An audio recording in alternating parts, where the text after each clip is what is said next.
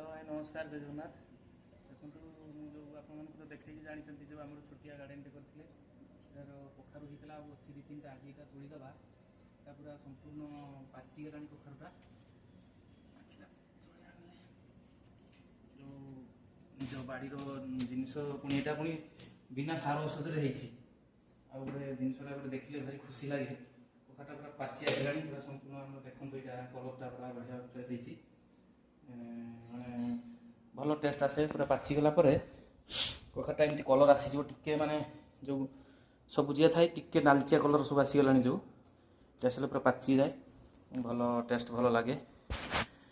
माने जिनस तो माने मार्केट रू किणी आसे काणिकी भी बहुत माने मिल लोक कि खाईदेवे किंतु मैंने कथा निज बाड़ी रे गोटे करिथिबो तार गोटे खुशी अलग प्रकार एवं बिना सार औषध तुम माने जिनसटा पूरा प्योर जिनसटा मिले भारी खुशी लगे। तो एमती आपण मैंने निज बाड़ी गोटे छोट छोट गार्डन करी फल सब खातु एवं सुस्थ रुहतु।